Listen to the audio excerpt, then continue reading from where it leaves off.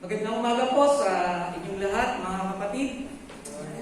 Sumainyo ang pagpapala at kapayapaan ng ating Diyos Ama at ng ating Panginoong Jesucristo.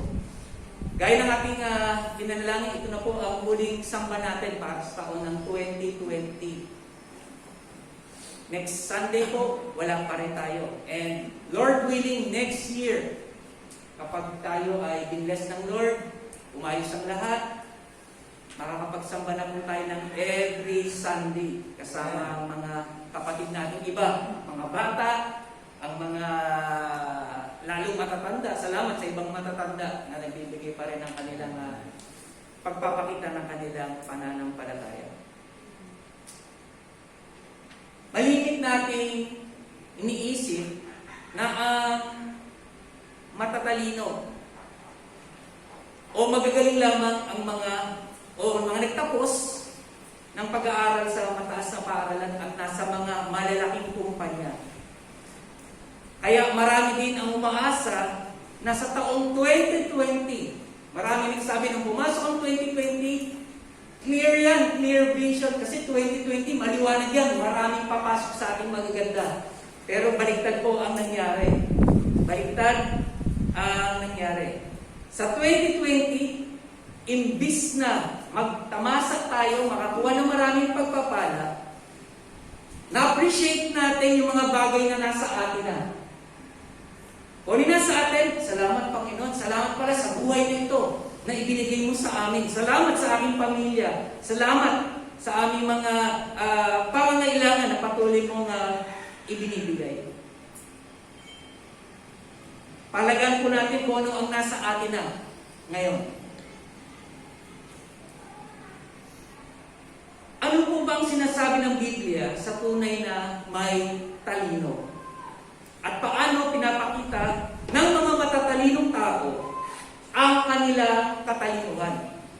Atin pong tingnan, ito mula sa banal na kasulatan. Tayo po muna ay manalangin. Maraming salamat po, aming Ama, na mapagmahal, tunay naming nadama ang iyong makapangyarihang presensya sa aming buhay. Sa kabila ng maraming pinagdaanan ng pagsubok, hindi po ninyo kami hinayaang malugmok. Muli ninyong ipakita sa amin mula sa Biblia kung paano may papakita ang tunay na katalinuhan. At bigyan po ninyo kami, O Santong Espiritu, ng bukas na pangunawa para itong maririnig namin ay aming din gagawin. Ito po ang aming dalangin sa hari ng mga Hudyo na isinilang, ang aming Panginoong Hesus. Amen. Hiling ko pong lahat na tumayo para sa pagbasa natin ng salita ng Diyos na matatagpuan natin sa Mateo chapter 2, verse 1 to 11. Basahin po natin. Ipinanganak si Jesus sa bayan ng Bethlehem sa lalawigan ng Judea noong si Herodes ang hari. Isang araw dumating sa Jerusalem ang ilang taong dalubhasa galing sa silangan. Nagtanong sila, saan ba ipinanganak ang hari ng mga Hudyo?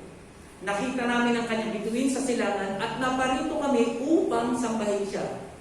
Nang mabalitaan ito ni Herodes, nabagabag siya pati na rin ang buong Jerusalem. Kaya ipinatawag ni Herodes ang lahat ng namamahalang pari at mga tagapagturo ng kautusan. At tinanong sila kung saan isisilang ang Kristo. Sumagot sila sa Bethlehem na sakop ng Huda dahil ganito ang isinulat ng propeta. Ikaw, Bethlehem, sa lupain ng Huda, hindi ka huli sa mga pangunahing bayan ng Huda. Dahil magmumula sa iyo ang isang pinuno na magsisilbing pastol ng mga mamamayan kung Israelita. Nang marinig ito ni Herodes, palihim niyang ipinatawag ang mga taong galing sa silangan at inalam kung kailan talaga nila unang nakita ang bituin. Pagkatapos, pinapunta niya sila sa Bethlehem. Ibinili niya sa kanila, lumakad na kayo at hanapin mabuti ang sanggol. At kapag nakita ninyo, balitaan niyo ako kaagad upang makapunta rin ako at makasamba sa kanya. Pagkatapos silang marinig ang bili ng hari, umalis na sila habang sila ay naglalakbay, muling lumitaw daw ang bituin na nakita nila sa silangan at lubos ang kanilang kagalakan. Nanguna sa kanila ang bituin hanggang makarating sila sa kinaroroonan ng sanggol. Pagpasok nila sa bahay, nakita nila ang sanggol at ang ina nitong si Maria. Lumuhod sila at sumamba sa sanggol. Inilabas nila at inihandog sa sanggol ang mga dala nilang ginto, insenso at pabango mira. Para po tayong umupo at pagpalain ng Diyos sa pagbasa natin ng kanyang salita. Sa nakaraang mensahe po natin, 2 Sundays ago, ay nakita natin ang mga ordinaryong tao o mga ordinaryong pastor na unang-unang dumalaw sa pagkasilang ng tagapagligtas. Ayon ito sa salaysay ng mga anghel na nagpakita sa mga pastor. At ngayong umaga, makikita natin ang isa pang dumalaw sa isinilang na hari ng mga Hudyo, ang ating Panginoon, ay kakaibang grupo. Kung nakita natin ang mga ordinaryong pastol, ang makikita natin dito ay mga extraordinary people. Mga may kakayahan, mga may kaalaman, mga matataas na tao. Ang tawag sa kanila ay mga pantas o mga mago. Sa ibang salin, ang tawag sa kanila mga astrologo. Ito ay mga taong matataas, mga taong magagaling, mga taong may pinag-aralan o sa madaling salita, sila ay mga dalubhasa. At sila po ay nagmula sa silangan. Ito ang tanong, saan ba itong silangan? Kung titignan natin sa mapa, narito ang Israel. Ayan, yun, tama-tama, galing, no? Ayan. Nandiyan ang Huda, ito yung silangan. Itong silangan, yan, parte. Babylonian Empire, at makikita natin yung Babylon. No? Pag tinatignan Babylon, bakit sa Babylon? Anong meron sa Babylon? Yan, tignan natin para ma-appreciate natin itong ating pakikinig. At mula sa kwento, makilala natin sino mga pantas, hindi man sila binigyan ng pangalan, kung sino-sino sila, pero malalaman po natin yan sa ating pag-aaral. Bakit itong mga pantas ay meron silang nalaman patungkol dito sa pangakong hari at tagapagligtas? Balikan natin ang kasaysayan sa aklat ni Daniel. Pakinggan niyo po itong sinabi. Daniel chapter 1, verse 1 hanggang 7. Pwede niyong ilista yan kasi ito, ibig na natin. Nang ikatlong taon ng paghahari ni Haring Jehoiakim ng Huda, ang Jerusalem ay kinubkob ni Nebuchadnezzar na hari ng Babylonia. Pinahintulutan ng Pangulo na bihagin niya si Haring Jehoiakim at samsamin ang ilang kasangkapan sa templo. Lahat ng ito ay dinala ni Nebuchadnezzar sa lupain ng Babylonia at inilagay sa kabangyaman ng templo ng kanyang mga Diyos. Iniutos ng hari kay Aspenas na pinakamataas na opisyal ng palasyo na pumili, ang ganyan mabuti, ng ilang Israelitang kabilang sa angkan ng mga hari at ilan angkan ng mga maharlika. So hindi pipitsugin ang pipiliin. Verse 4, ang pipiliin nila ay mga kabataan na walang kapansanan, makikisig, matatalino, madaling turuan, may malawak na pangunawa at karapat-dapat maglingkod sa palasyo. Grabe ang description, job description pag maglilingkod ka pala sa palasyo. Hindi ka pwedeng hindi pwede yun. Kailangan talagang smart people. Sabi nito, tuturuan din sila ng wika at panitikan ng mga taga-Babylonia. Iniutos ng hari na sila ay paglaanan ng pagkain at alak araw-araw mula sa kanyang sariling pagkain at alak. 3 taon silang sasanayin bago maglingkod sa hari. Kabilang sa mga napili ay sina Daniel, Hananias, Misael at Azarias na pawang nagmula sa lipi ni Huda. Binigyan sila ni Aspenas ng mga bagong pangalan. Si Daniel ay Belteshazzar. Sadrach naman si Hananias, Mesak si Misael at Abednego si Azarias. Kung makikita natin, itong lahi pala, ito palang sila Daniel, ewan mo kung alam na ninyo, no? Pero sa scripture nabasa natin, sila Daniel pala galing sa mahalikang pamilya kasi hindi siya pwedeng pumasok sa palasyo para maglingkod kung sino pamilya mo, anong pamilya mo, Ortigas, sige, dito ka, ikaw, Ayala, dito ka, ikaw, Romualdez, dito ka. Ito yun.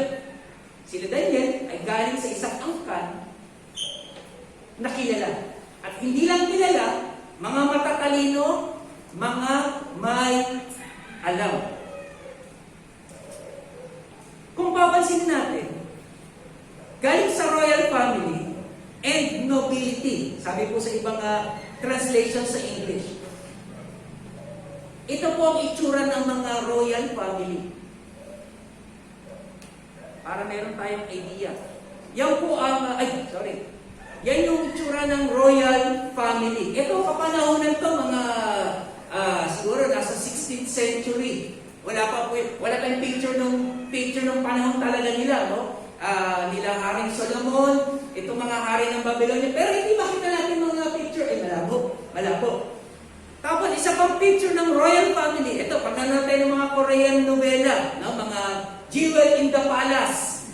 Ganyan ang itsura ng mga royal family. Mga hari yan. Mga dugong bughaw po yan. Pero ito yung pinakamoderno sa lahat na royal family. Si Queen Elizabeth ng England at ang kanyang anak na si Prince Charles, ang nasirang asawa ni Lady Diana. No, nung elementary kami, talagang sikat na sikat yan. Ayan ang alam na alam namin. At siyempre, ang anak niya si Prince William. At yung apo na, niya sa tuhod ni Elizabeth. So pag dinig natin ng royal family, parang wala na si itsura, parang naka-Amerikana, ordinary na lang ang kanyang itsura. Hindi katulad noong araw, ang haba ng damit, ang gaganda ng kulay, at ang daming tao lagi sa paligid. So yan po yung royal family para makita natin, magkaroon tayo ng idea. Ang royal family, kahit anong sabihin natin, kahit medyo may konting kapintasan sila sa itsura, gumaganda na rin. Dahil sa pag-aayos at pag-aalaga ng mga tao sa kanila. Totoo yun, naliligo sila sa gatas. Hindi tubig, sa gatas. At ang ginagamit nilang mga langis, baka tinalo pa yung virgin coconut oil. Kaya magaganda ang puti sila, gumaganda ang itsura nila. Ngayon, tignan pa natin kasunod pa. Chapter 2 ng Daniel, para makita natin ang background. Tinitignan lang po natin ang background para makilala natin itong mga pantas. Chapter 2 Daniel, verse 1 hanggang 6. Noong ikalawang taon ng paghahari ni Nebuchadnezzar, siya ay nagkaroon ng masamang panaginip. Kaya siya'y nabagabag at hindi makatulog. Dahil dito, ipinatawag niya ang lahat ng salamangkero, engkantador, mangkukulam at astrologo upang ipaliwanag ang kanyang panaginip. Sinabi niya sa kanila na naginip ako at ito ang bumabagabag sa akin hanggang ngayon. Ipaliwanag nga ninyo ang kahulugan ng aking panaginip? Sumagot ang mga astrologo sa wikang Aramaiko. Ang wikang Aramaiko ay hindi malayo sa wikang Hudyo. So medyo malapit. Mabuhay ang hari, sabihin po ninyo ang panaginip at ipaliliwanag namin. Sinabi ng hari sa mga astrologo, ipinag-uutos kong sabihin muna ninyo ang aking panaginip, saka ninyo ipaliwanag. Kung hindi, ipapapatay ko kayo at ipawawasak ang inyong mga tahanan. Kapag nasabi naman ninyo at naipaliwanag ang aking panaginip, Gagantimpalaan at pararangalan ko kayo. Kaya sabihin na ninyo at ipaliwanag sa akin ang aking panaginip. Ngayon napansin ninyo, ang mga astrologo, they can interpret. Pero sa pagkakataon to, ang grupo grupo nila Daniel. Alam na natin ang kwento, si Daniel ang nagturo, ang nagsabi ng panaginip ng hari. Ibig sabihin, sa panahon pa lang, nila Daniel, meron na talagang mga magagaling, meron talagang matataas na kaisipan. Meron akong isang kaibigan. Kasama ko siya sa school, nung high school, schoolmate, hindi ko siya batchmate dahil mas matanda kami, ahead kami sa kanya.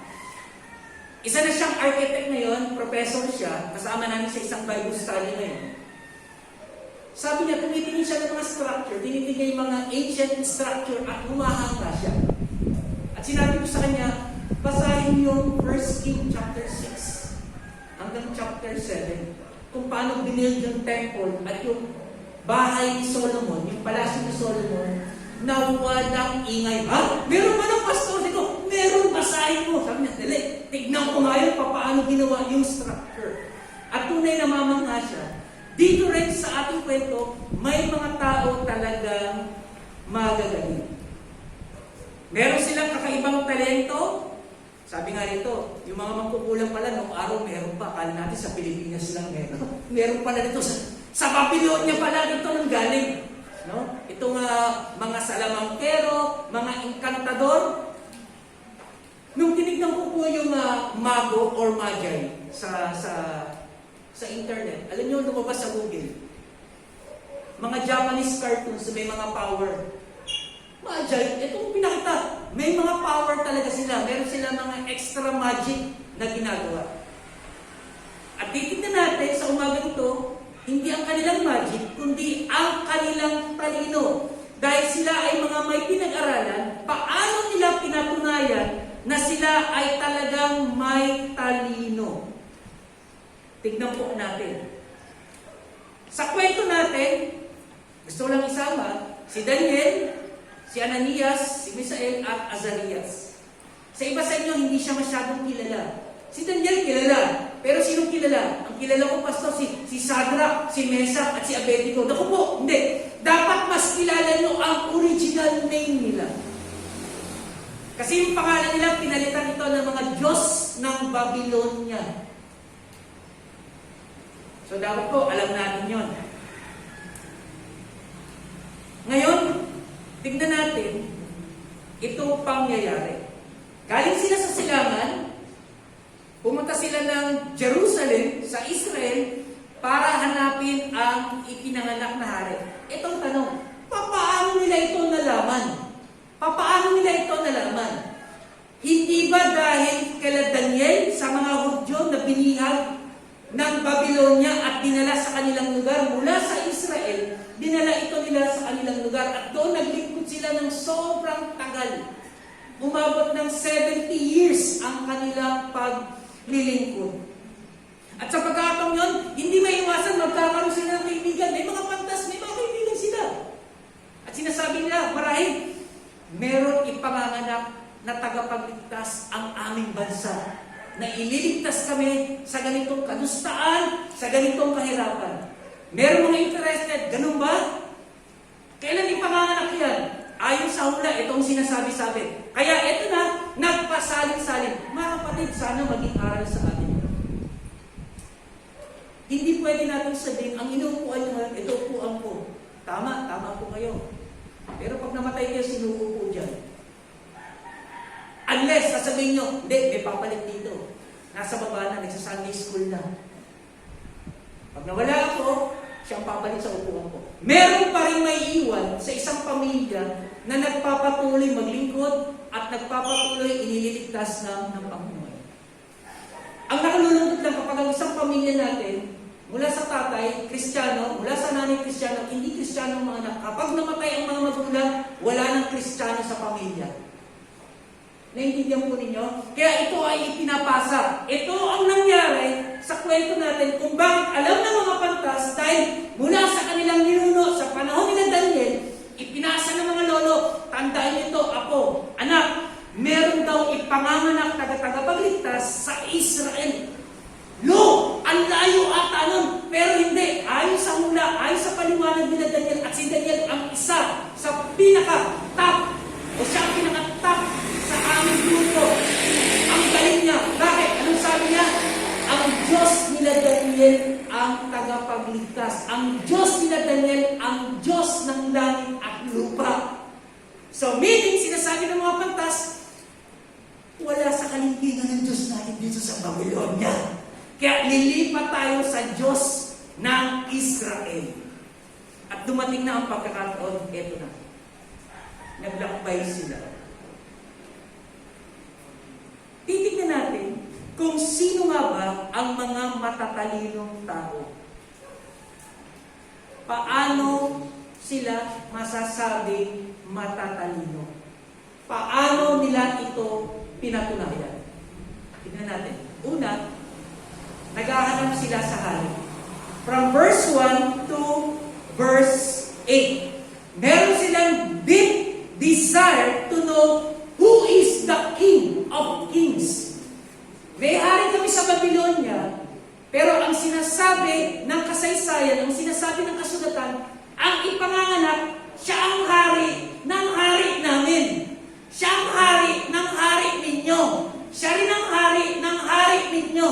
Lahat ng hari natin, siya ang hari. So, sinong ayaw nun? Di ba? Sinong ayaw nun? Now, tignan natin. Sabi dito, si John Piper, hindi ko ito malimutan, sabi ni John Piper, if God is your treasure,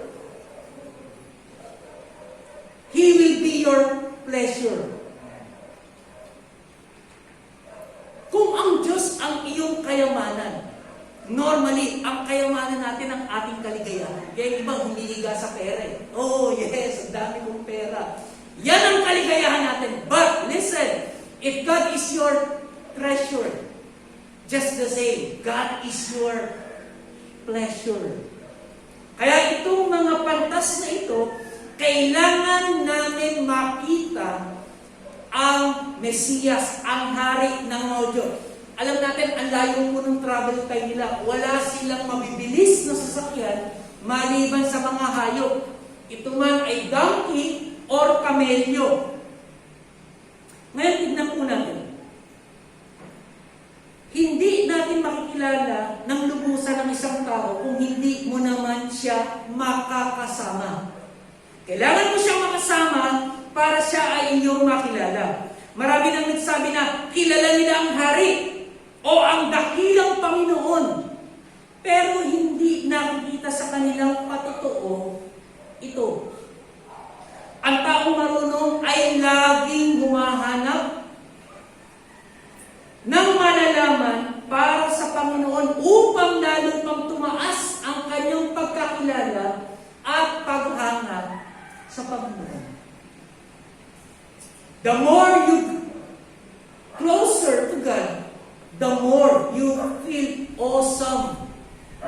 Sabi ni Dr. Steve Lawson, the higher our theology, the higher our doxology. Mas kilala mo ang Diyos, mas lalo kang nangliliit. Hindi ka pwedeng magmalaki, lalo mo siyang nakikilala. Pag naramdaman ninyo yung kanyang kabanalan, maniwala kayo. Pag meron kang kasalanan, didistansya ka talaga sa kanya at iyang-iya kang lumapit sa kanya. Bakit? Meron ako nagawang kasalanan unless I confess it to the Lord. Sa Jeremiah 29:13, sabi sa English Standard Version, you will seek me, nagsasalita ang Panginoon, you will seek me and find me when you seek me with all your heart. Sino lang ang makakakita sa Panginoon? Yun lamang naghahanap sa Kanya ng buong puso. Maraming tao pumupunta ng simbahan hindi para talaga sumamba. Pumupunta ng simbahan para lang mag-request, Lord, tulungan mo kami, Lord, impress mo kami, sana meron kami ganito. Pero hindi sila pumunta para sumamba at hindi nila makikita ang Diyos. Kailangan, kung hahanapin natin ng Diyos, buo puso natin siyang hahanapin.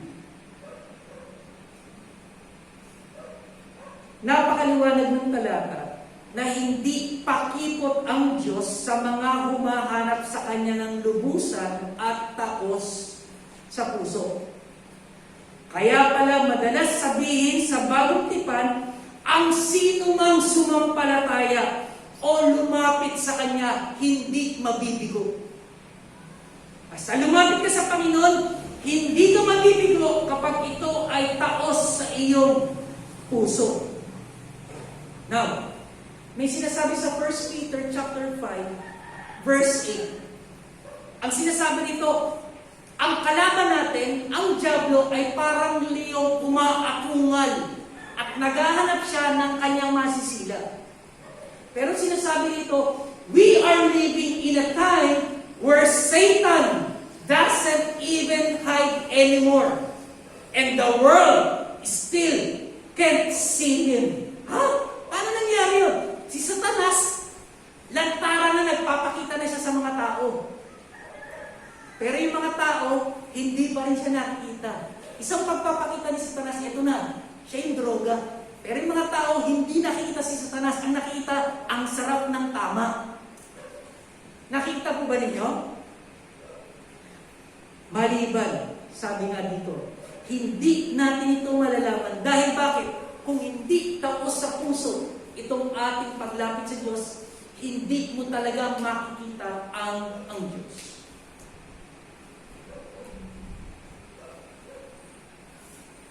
Hindi nila makita ang Diyos, itong mga tao, dahil una, kalaban sila ng Diyos. Wala silang relasyon sa Diyos. Pangalawa, bakit hindi nila makita ang Diyos? At ang dyablo, kahit nagpapakita, hindi sila natatakot. Dahil ang sabi rin ng kasulatan, sabi ni Pablo sa sulat niya sa mga taga-Epeso, binulag na ang kanilang mga mata sa katotohanan. Binulag ng dyablo ang kanilang mata sa katotohanan. Kaya kapag nakita nila katotohanan, hindi nila makikita yung bulag sila. Pero pag kasinungalingan, uy, kitang-kita, kasinungalingan. Napansin niyo? At hindi lang yan. Sabi ni Apostol Pablo, tayo ay patay sa kasalanan. So, paano natin makikita ang Panginoon? Oo nga naman, Pastor, paano natin makita pala? Patay pala tayo. Pwede.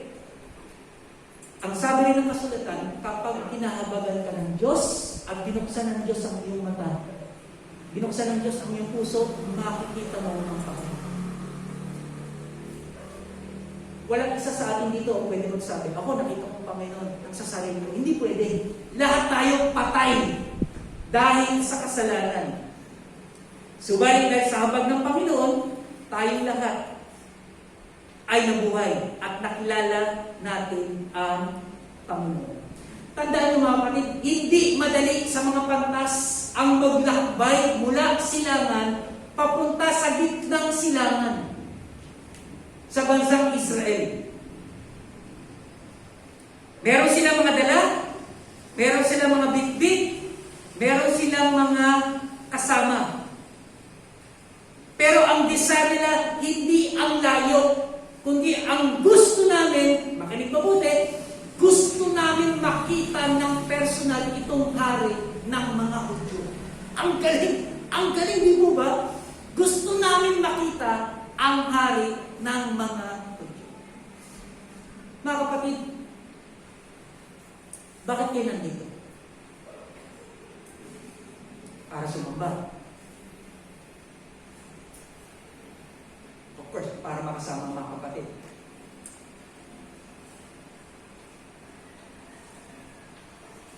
Kahit delikado, may virus, pero natiniwala tayo sa Panginoon. At yung pananampalataya natin, pinararamalan ng Panginoon. Di po ba, sinasabi natin, gusto kong sumamba sa Panginoon. Minsan sinasabi ko, sige po, sa bahay na lang. Pastor, parang ipakasipot na si church Just the same, mga kapatid. Tama naman talaga. Itong mga pantas, pwede naman Hindi.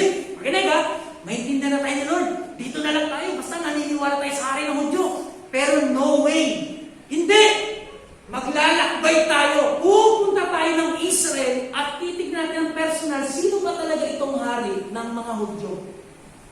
Di po ba? Marami pa sa inyo ganun Di ba pa rin yung nandun ka talaga nandun ka ng live talaga.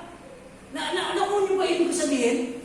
Pwede naman kayo sumamba sa bahay talaga Pero bakit ganito? Hindi, pastor, iba yung nandoon ka talaga Pareho po ng mga mago, ng mga pantas. Kaya tayo nandito, of course, may mga galing na Santa Rosa pa, layo. Pwede naman sa Calamba, pwede naman sa Binya na lang kayo, para malapit. Hindi Nandito ang Judas sa Santa Cruz. Di ba? Pupunta talaga sila rito. Nandito. Now, sana mga kapatid, mapatunayan natin ang ating kaalaman, ang ating katalinuhan sa pamamagitan ng paghahanap sa hari. Ang hari na tinutukoy natin dito, walang iba, kundi ang ating Panginoong Jesucristo. Ikaw ba? Hinahanap mo rin ba ang hari ng mga hari? Nagpapatuloy ka ba sa pagkakilala sa hari? Ang pangalawa, hindi lang sila naghahanap sa hari, nagpapatira pa sila sa hari. Or sumasamba sila sa hari. Meron ba silang Diyos? Meron po. Marami silang Diyos sa Babylonia. Pero, ang Diyos na isinilang na hari ng mga Hudyo, ito na ang kanilang magiging Diyos. Naalala ko, si Naaman. Isa siyang militar, general. Pero nung makilala niya ang Panginoon, ang Diyos ng Israel na si Yahweh, doon din siya sumampalataya. Nagpatira pa sila sa hari.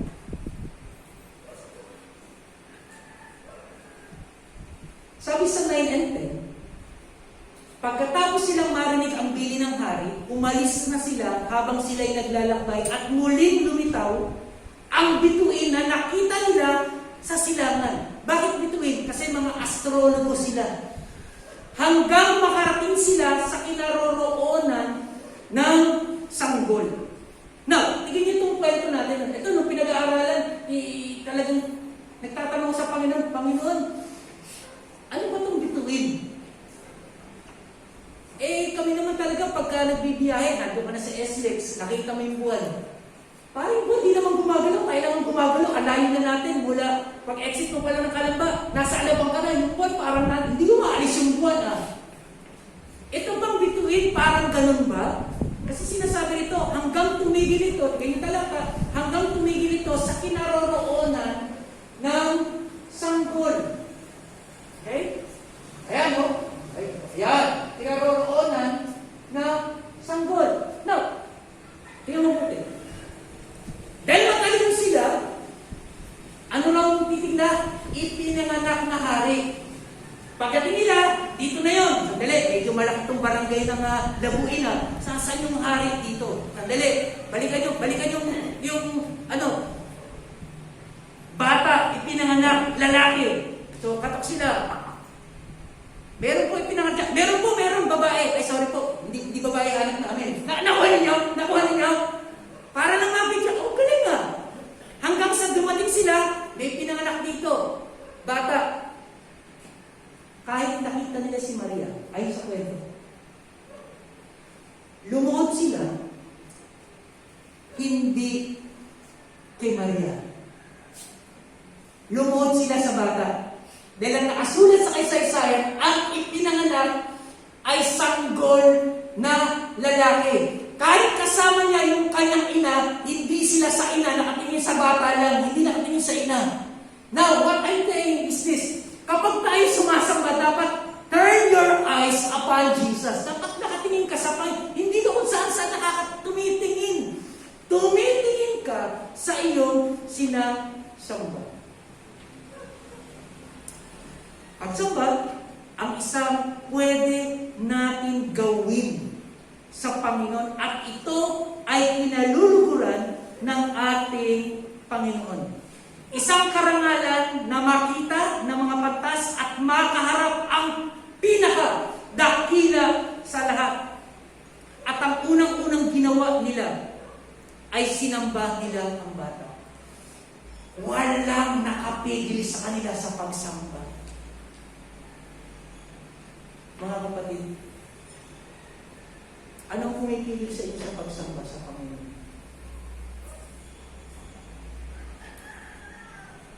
Kapag umaawit kayo ng pagsamba, ano ang pumipigil sa inyo para hindi kayo makaawit ng pagsamba sa Panginoon?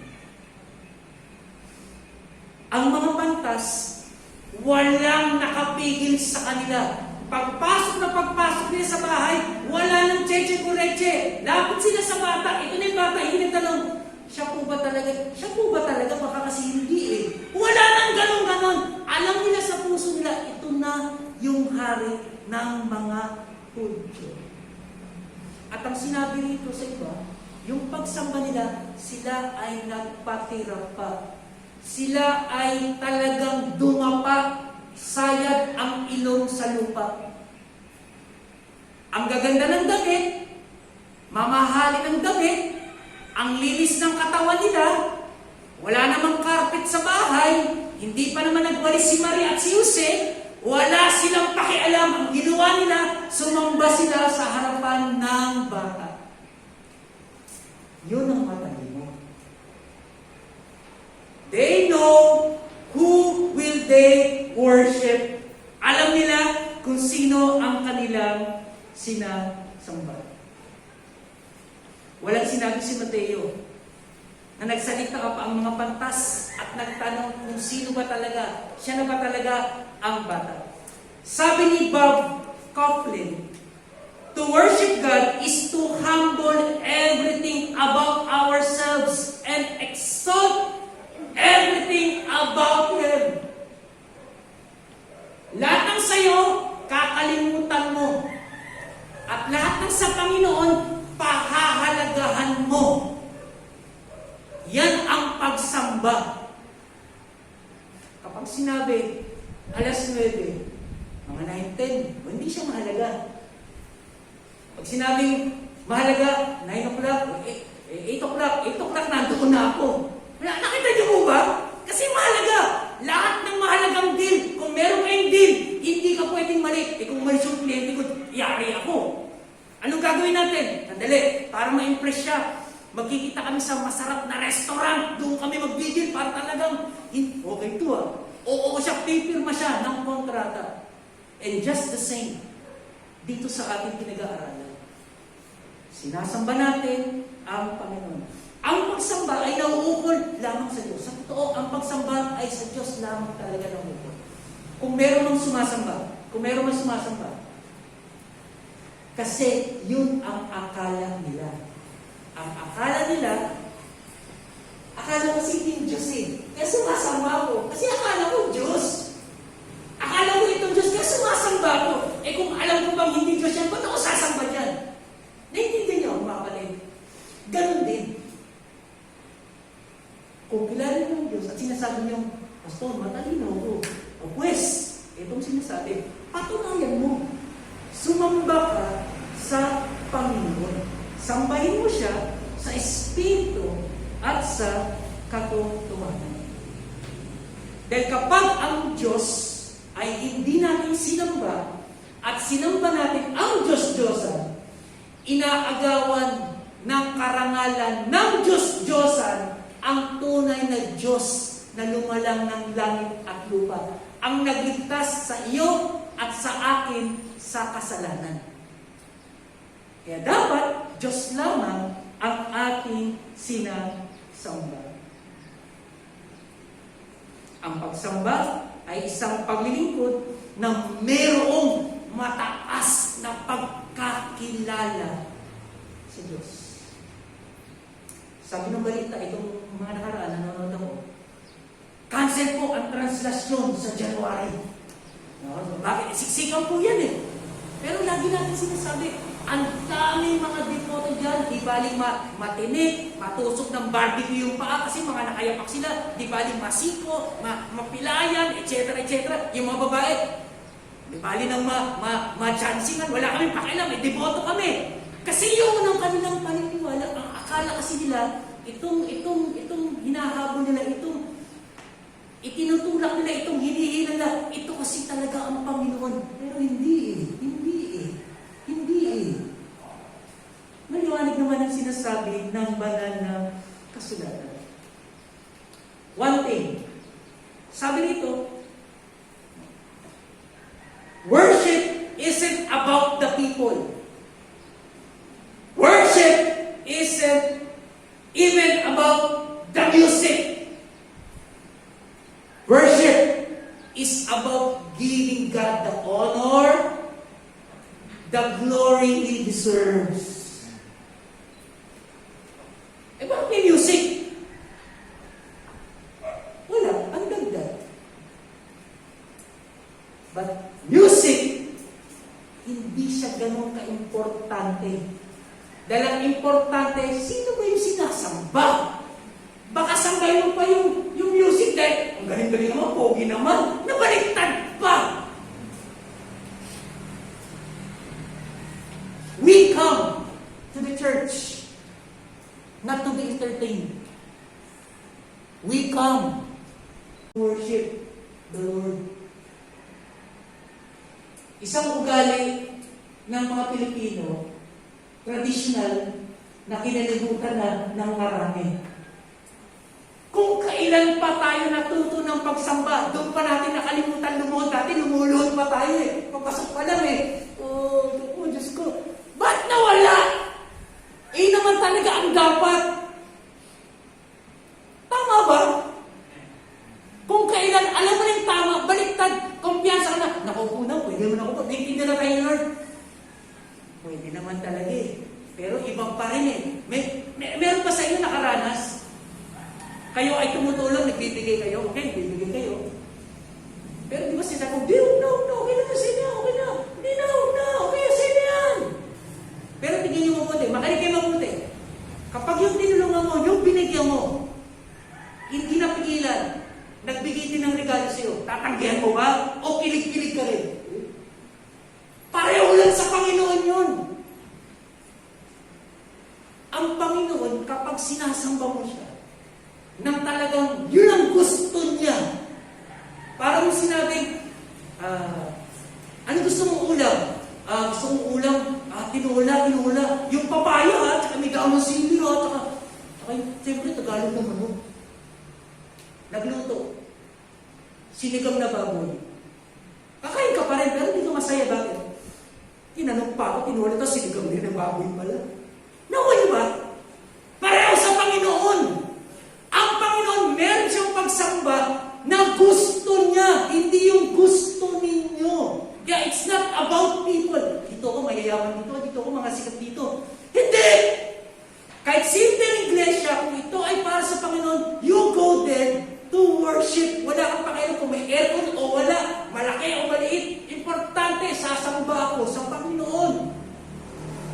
Kahit walang music, sintonado, sasamba ako sa Panginoon dahil ang kinakantahan ko, hindi tao, ang Panginoon. It's giving honor and glory God deserves. Ikaw, paano mo pinapakita ang pagsamba sa Panginoon?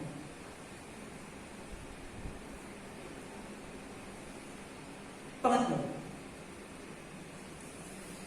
nakita nila ang hari. Uy, hari! Sambagan! 1 minute, 2 minutes, silent, sumasamba sila.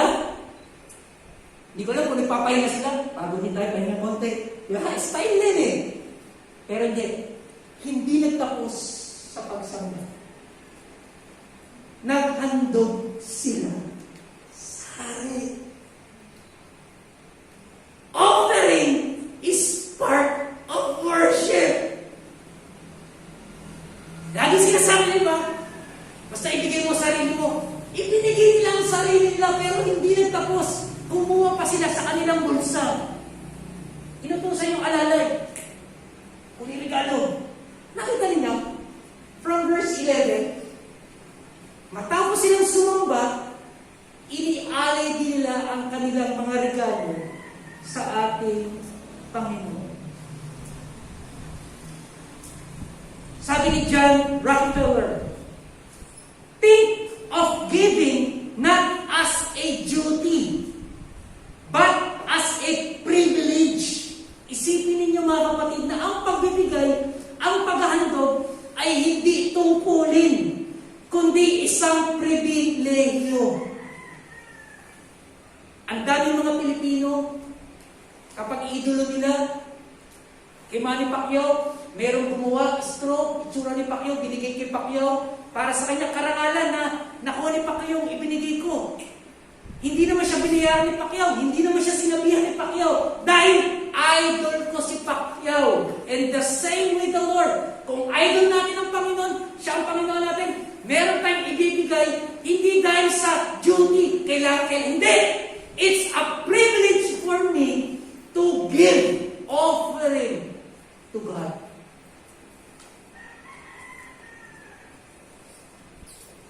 Bakit pagdating sa offering, tahimik natin? Napapansin ko pag Bible study, pinag-usapan namin giving, wala masyadong umiinit. Eh kung ba, barat ba talaga ang mga Pilipino o ano? Nagbigay sila sa akin. Ang isang taong marunong, ang isang taong matalino, hindi lang niya hinahanap. At kapag nakita niya yung kanyang hinahanap, nagbibigay siya ng mataas na pagsamba. At pagkatapos niyang sumamba ng mataas na pagsamba, makinig, nagbibigay siya ng malaking handog sa Panginoon. Mataas na pagsamba, malaking handog para sa Panginoon. Dahil naunawaan nila kung sino ba talaga ang hari. Pag meron pa kang kakilala, let's say lalaki, nakita ko tuloy si Reds. Kulay pink kasi tawag, sasabihin ko pa naman dito. Regalo mo na aking Christmas. O si Steph, regalo ko si Steph ng panyo. Ano kayo bibigay rito? Pink? Siyempre, hindi mo bibigay ng pink na panyo si Steph. Mahilig sa black. Black na panyo, ibibigay sa naku po, yung simple illustration mo. Hindi ka magbibigay sa Panginoon sa alam mong awkward, hindi bagay sa Kanya yun. Alam mo kung ano ang bagay sa Panginoon. Hindi ka magbibigay ng pink na panyo sa isang lalaki. Ibibigay mo dyan blue or black na panyo para bagay sa Kanya. Si Mother Teresa, may sinabi si Mother Teresa, it's not how much we give, but now how much love we put in giving. Kung gaano kalaking pag-ibig ang inilagay mo sa pagbibigay. Kaya kahit nagbibigay tayo ng simpleng ulam, simpleng pagkain, simpleng saging. Siyempre, hindi mo bibigay yung lunot.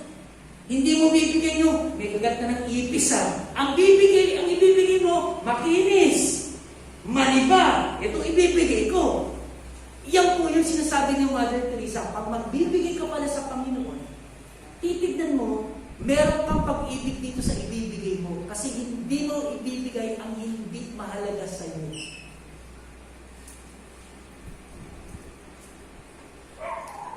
Pansinin po natin ang mga dalang regalo ng mga bisita sa sanggol na isinilang. Ang sabi nito, ginto, insenso, at pabangong mira sa talata 11. Bakit sila matalino? Kung sa panahon natin, ano ba tawag dito? Advance mag-isip. Yun. Advance mag-isip talaga sila. Bakit binigay yung ginto? Siyempre, given. Bakit? Hari yan eh. King deserved to receive gold as gift for a king. Pero bakit binigyan nila ng insenso? O sa iba ang tawag, kamangyan. insenso, kahit saan mo tignan, ginagamit ng insenso when they are worshipped. So meaning, ang tingin nila sa isinilang, yes, ari ng Hudyo, but He is the Lord. Nakita ninyo? Now, ang dulo, sinasabi, sa pagregalo, ilabas. Anong regalo? Pabangong mira. Ang pabangong mira, pag ni-research natin, myrrh, saan ginagamit yan? Pabango yan. Pero alam niyo ba ginagamit din ng myrrh sa mga patay? Bakit mo reregaluhan ang hari ng pampatay? Ito po, isang drum na formalin. Ikaw ba regaluhan ng formalin, matutuwa ka ba? Di ba hindi? Pero ano ang thinking? Ulitin ko, advanced isip. Because this child, hindi lang siya hari, hindi lang siya Panginoon, hindi lang siya ang Diyos. Siya rin ang tagapagligtas na mamamatay para sa ating mga kasalanan. Advance sila mag-isip. Alam nila yung karapat-dapat na regalo sa kanilang binibigyan. Bilang conclusion, hinahanap ng mga matatalino ang hari ng mga hari. At kapag natagpuan na nila ito, sinasamba nila bilang pagkilala na higit sa lahat. Ang pinakadakila at karapat-dapat lamang tumanggap ng karangalan. At sa huli, maghahandog sila na mayroong pagkakilala pa rin kung sino ang kanilang binibigyan. At hindi nila pinanghihinayangan ang kanilang ibinibigay. Para sa kanila, ito ay isang pribileyo. Sapagkat karangalan nila ang makapagbigay sa hari. Nawa itong Kapaskuhan, mga kapatid, maipakita rin natin na tayo ay mga taong matatalino. Sapagkat nahanap na natin ang dakilang hari at ang ating tagapagligtas ang Panginoong Hesus. Sinasamba natin siya at nagagalak tayo. Hindi rin tayo pumapayag na wala tayong ibibigay sa Kanya ng Diyos. Kaya may Pasko dahil may isinilang na Kristo. Patunayan natin sa pamamagitan ng tatlong bagay, hinahanap natin ang hari, o nahanap natin ang hari, at sinasamba na natin ang hari, at naghahandog tayo patuloy sa hari. Tayo po ay manalangin. Gusto po namin, Panginoon, na marinig na sabihin ng mga tao na matalino mo. Subalit, maliwanag po sa mensahe na ibinigay mo sa amin na pinapatunayan itong katalinuhan hindi dahil sa mataas na paaralan na aming pinanggalingan, kundi mula sa inyong kasulatan. Sa pamamagitan ng aming pagkilos, at kung sino ba ang pinagtutuunan namin ng lubos. Tunay na sayang ang Pasko, Panginoon, kung wala sa amin ang iyong buktong na anak, ang Panginoong Hesukristo. Ang hinahanap ng mga matalino, sinasamba ng mga matatalino, at hinahandugan ng mga regalo ng mga matatalino. Sa Kanya lamang dapat iukol namin ang lahat ng karangalan at kadakilaan sa isinilang na hari sa Israel, ang aming Panginoong Hesus. Ito po ang aming dalangin. Amen.